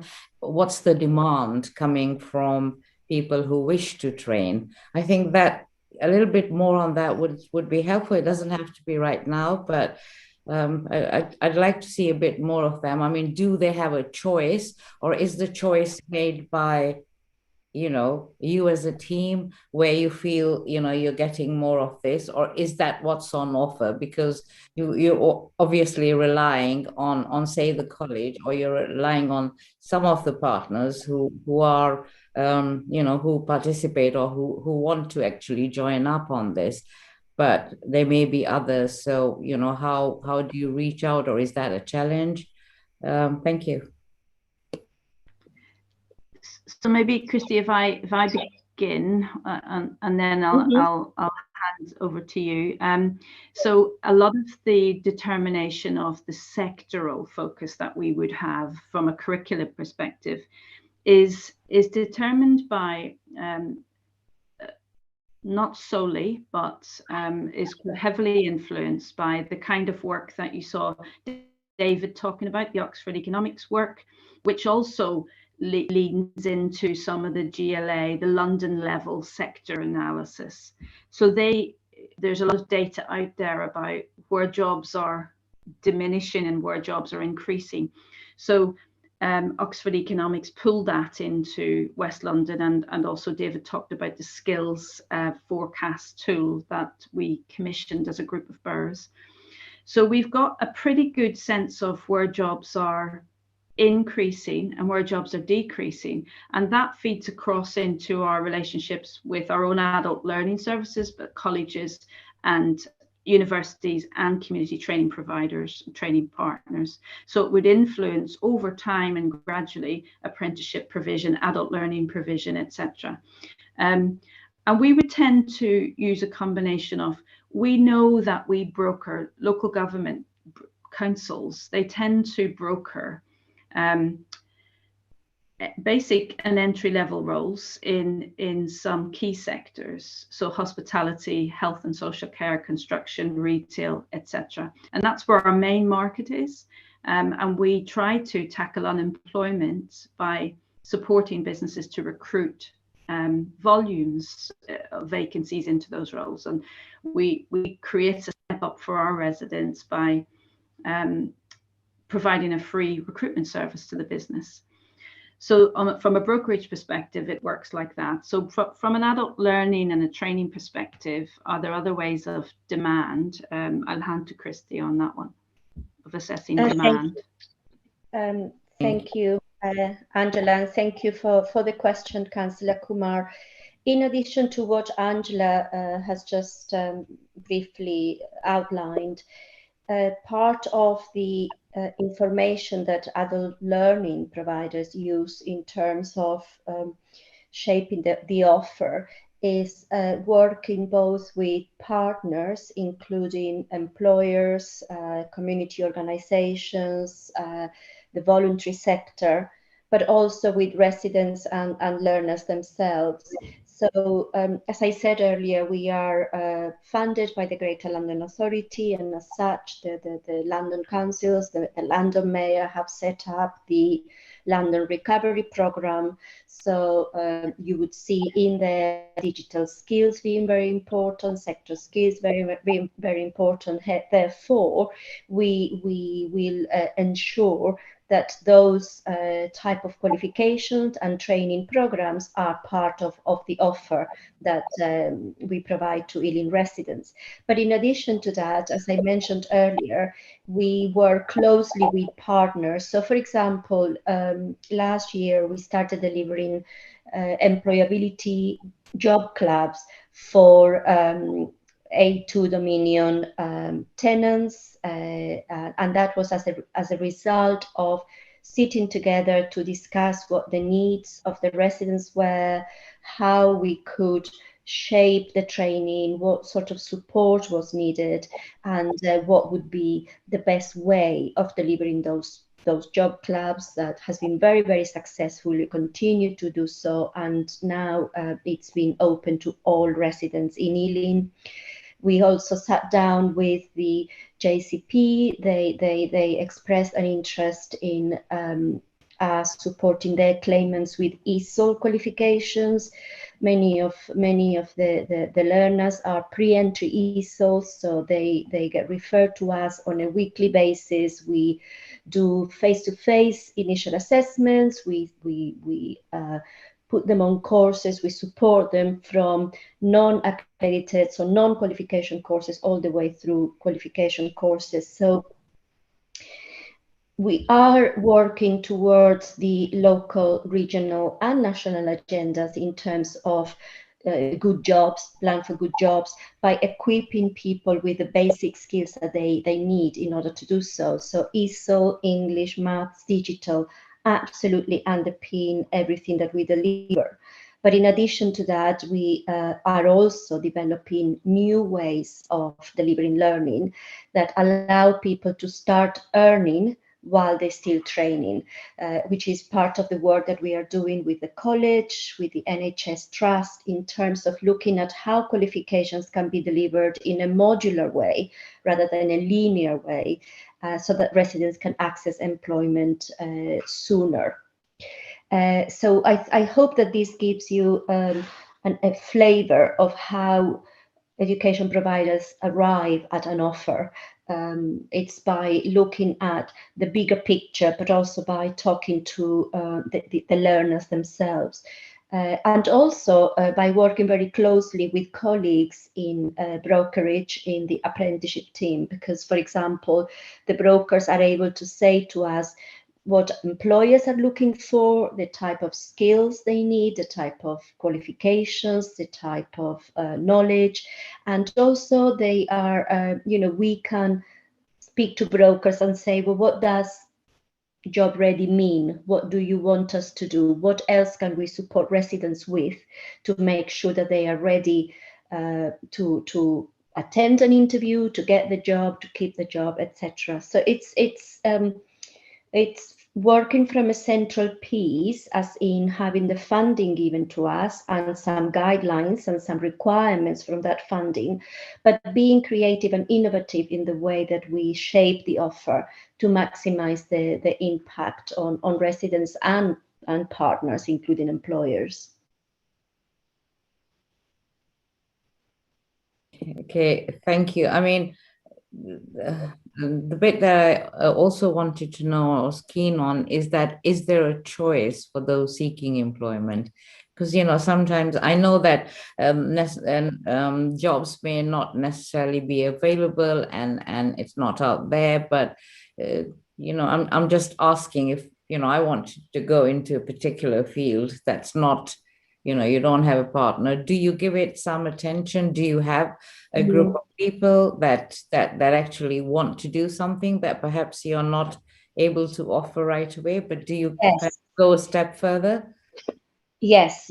So as part of employment learning and skills, we have highly qualified careers advice and guidance colleagues who would work with residents who I believe that what you're asking is if someone wants to work in or go into a job or indeed take a training course that we don't offer, whether we are able to put them in the right direction. Is that right? Have I got the right angle there? Because that's what our advice and guidance colleagues would do, to really support people with looking at what they want to do mid-term and longer term, and point them in the right direction, whether it's either learning in Ealing or whether it's the college or the university or other provider.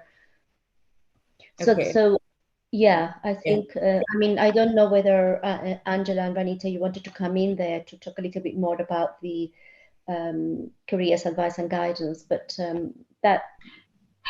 Yeah, I mean, our approach and our model is very much client-led, if you like, resident-led. We don't work like Job Centre Plus in the sense that you have a month to get into work and it doesn't matter what your career aspirations are or what sector. I mean, I'm being a bit extreme there, but the council, our brokerage is very much puts the resident at the centre and supports them on the journey they want to go on. And that's very much a principle of council funded services. Yeah. Thank you very much. Yes. I mean, and also suppose linking back to the question about having a choice or asking people, we conduct surveys with learners, with partners, with employers in terms of what other courses, what other support, what other training we could offer as well. Thank you. Do I have any more questions from the panel? No hands up. Yeah, I just had one last point to ask about, which is, you know, it's great to see the work being done. We're trying to provide the, you know, good quality jobs, and I think that, you know, with the race commission coming out and trying to work with that to make, you know, it seems like we're already trying to work with our most vulnerable residents and provide those opportunities and keep that up. But my question was also about the kind of the net zero targets as well, and providing good green jobs. So it's you know, a future for our, you know, our environment and sustainable communities as well as our residents, and that future, and what's, you know, being done in targeting that side.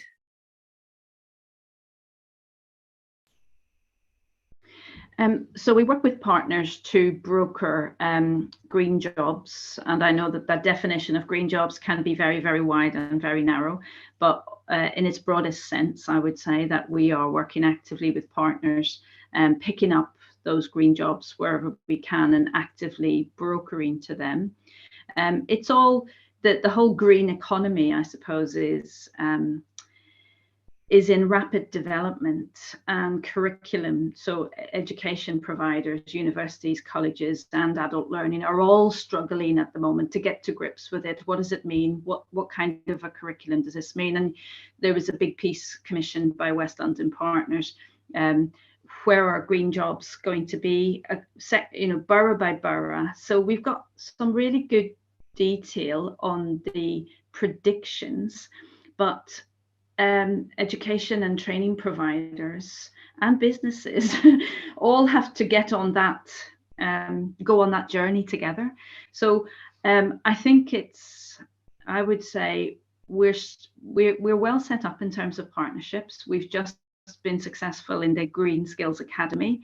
So West London won the GLA money to deliver the Green Skills Academy, which is great. That's led by our own West London College. Adult learning are going to be part of it. So I think we're very well set up. I think there's a lot to do, and we're certainly brokering anything we get our hands on at the moment, and working actively with training partners, apprenticeship providers, to understand, well, what would it look like? How do we work with young people to encourage them into the sector? And how do we, interpret those jobs in the broadest possible sense? We work with Capel Manor and so on. So yeah, I mean, I think we're doing a lot, but there's still a lot to do, is what I would say. It's kind of early-ish days in terms of the expansion of the green economy. Thank you, Angela. I don't see any more hands up, so I think we're done with questions for you. Thank you so much. Right, so yeah, that was really, really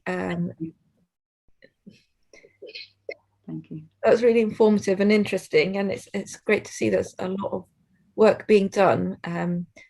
Sadly, it's really required. I think the pandemic, Brexit, all of these things have hit our communities and our residents and the workforce.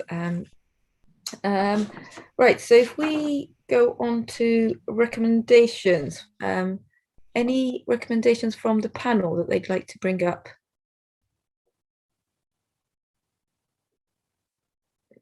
No hands up. Okay, great. Yeah, I mean, I think my suggestions would be that, speaking to John, do you feel that the council is supporting you well? Because it sounds like that task force are doing good work, and I think especially around kind of the tailoring for the 7 towns and looking at what the needs of those communities are, and trying to get those businesses in to make our high streets thriving, sounds like it's really essential. And is there anything there where you feel that you need more support that we could try to recommend, or do you feel that it's sufficiently supported? I think the support is there. I've got to agree. I think we will need to look at some sort of finance moving forward. We've been currently running with a budget of the Welcome Back Fund and the Reopening High Street Safely. So funding will certainly need to be addressed from that level. But no, look, from an internal point of view, we know we need to get a couple more stakeholders involved. But from the council's point of view, it's been fantastic to be able to get businesses and officers and councillors from the borough all together to what's been quite an interesting 18-19 months, let's be fair. But as I said before in my speech, I genuinely feel that we have saved businesses by a big collaborative effort. Look, I'm sure if there's something that will pop up, I'm sure I can come back to you and talk to you about that. But finance is definitely something that we will need to look at moving forward. So thank you. Okay, thanks, John. So yeah, I mean, if the panel agrees, we could put that as a recommendation for the council, the cabinet members to look at securing funding for the task force once this funding comes to an end, because it sounds like it's not going to last forever. Any other contributions that I think I think more work needs to be done on you know, just imagining the world with more people working from home, and more and more sort of offices empty. You know, whether we, you know, in terms of things like planning, you know, have we sort of earmarked too much land for office blocks which nobody will move into? And you know, I'm sure the officer who spoke about that is probably working on that already. Yeah. No, that's a good contribution, Chris. I agree that yeah, we are looking at a new way of living, really. I mean, I know at the moment we're in Plan A, it's about to all disappear, but there's still a you know, quite a large proportion of people still working from home, and that's not looking like it's going to go away anytime soon. Right, so if you do have any other recommendations from any of the meetings that we've had, please do email through to Harjeet, because that is what we'll be looking at the next meeting when we look at the final report. So I will thank all the officers and everybody who's contributed for item 6. That, yeah, like I said, it was very interesting and really informative, and we have a big challenge, but it's good to see all the work that's being done. If we move, thank you very much. Thank you. Thank you. We move on to item 7, the panel's work programme. Well, we only have that one meeting left coming up in April, when we will be looking at the final report. So are we happy to agree that? Yep, agreed. Excellent. So finally, going on to the date of the next meeting, it will be our final panel meeting for this panel, and it will be on Thursday, the 21st of April, 2022. So again, thank you to all the officers, thank you to all the panel members and everybody else who joined us this evening, and I hope everybody has a good half term and I will see everyone soon, I hope. You too, okay, and you take care. Okay, your voice is a bit Starting to go.